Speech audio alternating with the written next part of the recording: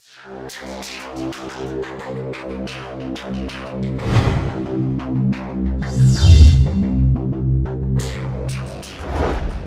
human mind cannot imagine the impossible.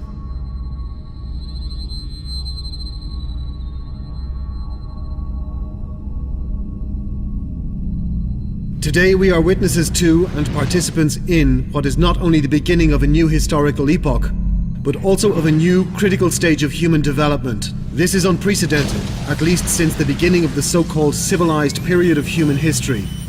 What we considered science fiction of tomorrow is becoming an incredible reality today. The future has begun. This movie tells the story of the future. On the reach of the hand. The era of intelligent space. Life online awaits us. Every human and every object will spend every second of his or her life in the network, forming a global intelligent space, a huge social network. Biometric passports and IDs will appear, and then become physically implanted in the human body, serving as a wallet, credit access, driver's license, insurance, and later as a communication terminal. We will be able to manage our own property from any place on Earth. But not all we own shall we use all the time. The common perception of private property as something that we can physically possess will be replaced by systems of temporary, partial, or common property. To which system you belong will be as important as which corporation provides you with life support services. A corporation will care for your safety, monitor and maintain your health, the quality of food you buy, entertainment you enjoy, your education and employment will happen within this corporation should you lack the means to pay for being part of the system. The coming world is too complicated to preserve privacy and anonymity, and at the same time it is simple enough to make it possible for everyone to watch and survey everyone else. We will cross a threshold where we will all become willing participants in the reality show and will pay for the possibility to be offline. All paperwork will disappear and all social services will be outsourced to lifestyle corporations and be managed online. A bureaucracy in its present form will practically disappear too. State and government functions will be limited to control, lawmaking and law execution. Lawmaking and execution decisions will be first put online for people to vote on, opening the epoch of direct democracy. The traditional mass media will completely disappear. It will be replaced by choice of content systems which will become the new mass media. In fact, every individual will become a sort of mass media, him or herself.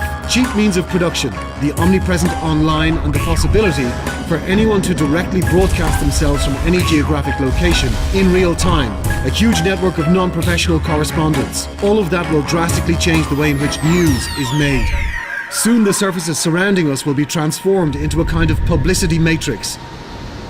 Using full knowledge of you, of your desires, tastes, hobbies, your way of life.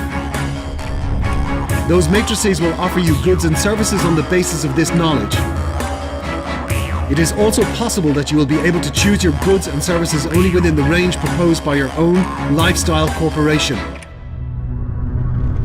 Producers of mobile phones and operating systems, postal services and social networks already know practically everything about everyone. Long-dead movie stars will be resurrected. Marilyn Monroe and Marlon Brando will again grace blockbusters on our screens. We'll listen to new songs by Elvis Presley and Michael Jackson. Real actors will be substituted more and more by virtuals.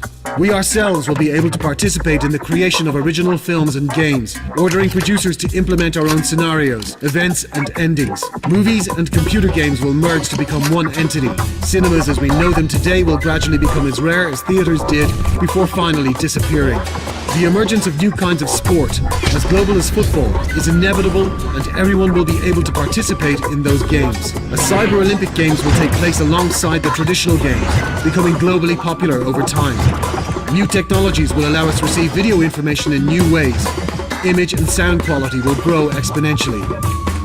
A radical increase in data transfer speed and storage space will change our way of life. We shall be educated at home.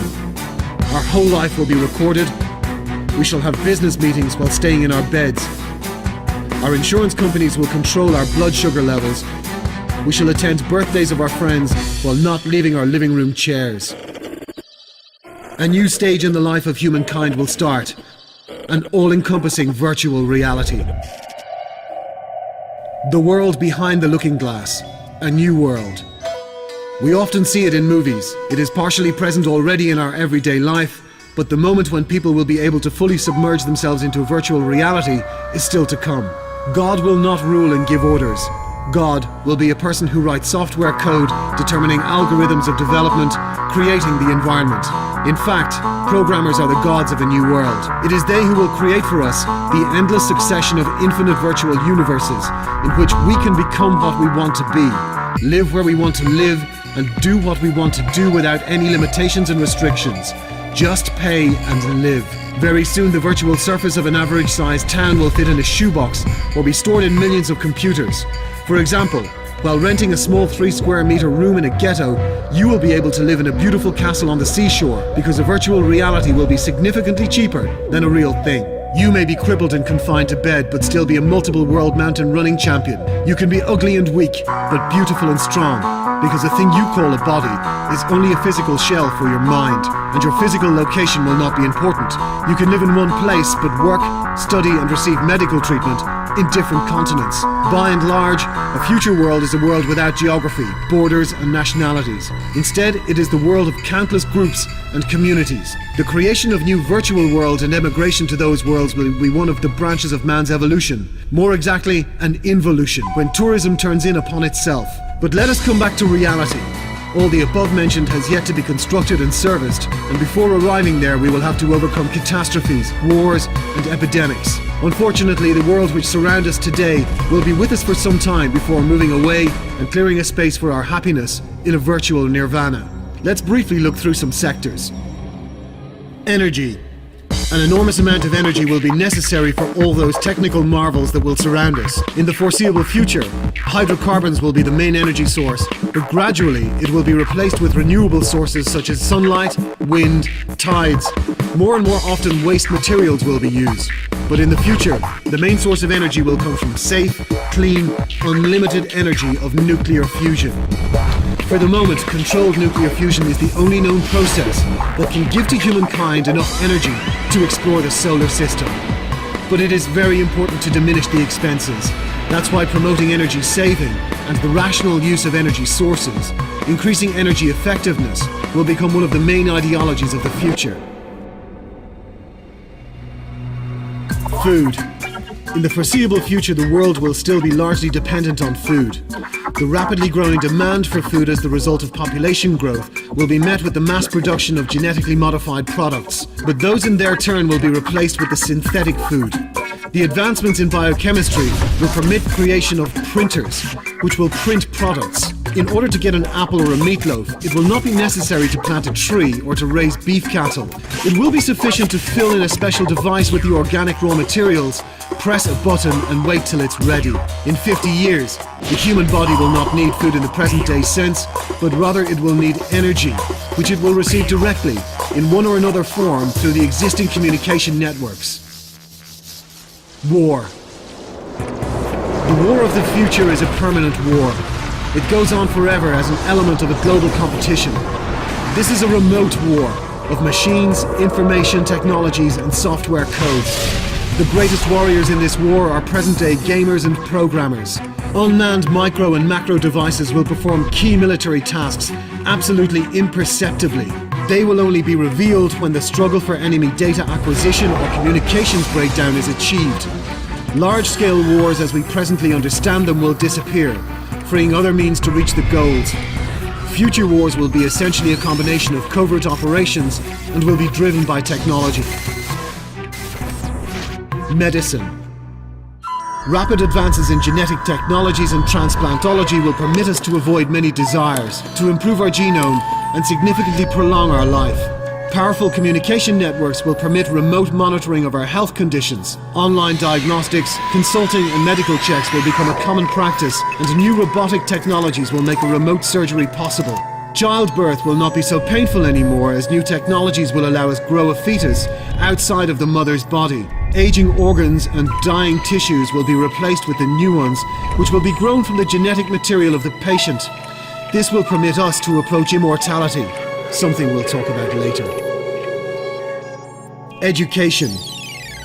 The possibility of instant remote access to all information and knowledge databases from any geographical location will lead to the global spread of homeschooling. Educational institutions' main function will be to control students' knowledge and issue diplomas instead of teaching and educating. Schools and universities as we know them today will gradually disappear. For example, hundreds of thousands of students will study in one school or university. Finally, the process of knowledge and skill acquisition will be simplified to downloading necessary software directly into the human brain. From that moment, education will depend on price and availability of necessary programs. Space exploration. With time, the necessity for humans to travel will significantly diminish. Before that moment, mankind will start to use the air and later Earth orbit as an environment for personal transportation and then as a place to live. Human population increase will force people into the uninhabited areas in the north to inhabit the ocean, air, space, and finally, virtual reality will grow. Cities with a powerful microclimate, particularly independent from the outside environment, will be built. The concept of such cities will be used to build settlements on other planets. And finally, life in virtual reality will attract a dense concentration of the population and limit the necessity to travel. Many cities will disappear. Geography will cease to matter. Geopolitics. The world remains a combination of national, political, social, and cultural limitations. We can also observe the ongoing process of influence redistribution between the world's regional powers and their strengthening. All those limitations will be removed and the world will finally become a gigantic Babylon with a single currency and language, a single political system controlled by the world government. Geopolitics will disappear. All nations, nationalities, and national consciousness itself will cease to exist without support. In global world conditions, state democracy and capitalism will be replaced by private corporations, which will later become states in and of themselves.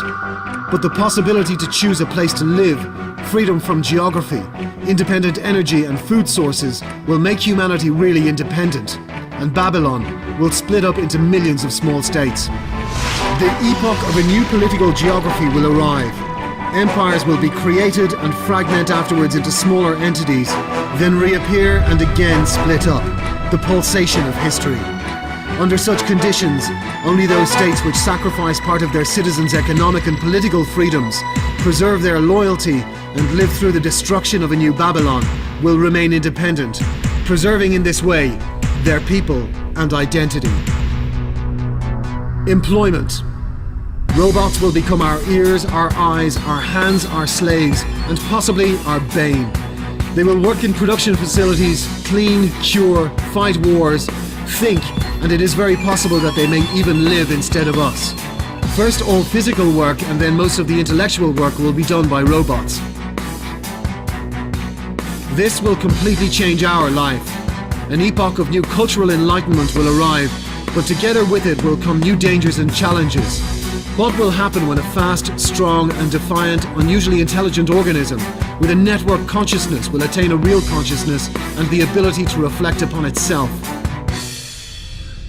Above the horizon, he has defeated death by his own death. A human life has neither sense nor purpose. Where are we flying to? Where are we? When? Are we in a remote corner or are we in the center of the incredible time-space continuum which gives us life and death? We do not know who created this illumination, nor when or why. We do not know, but we are absolutely confident we can know ourselves and the world around us, all the time discovering something new and through this, justifying our existence. Our bodies are weak. They quickly decompose, they are fragile. They need a favorable environment, not natural to most of the universe.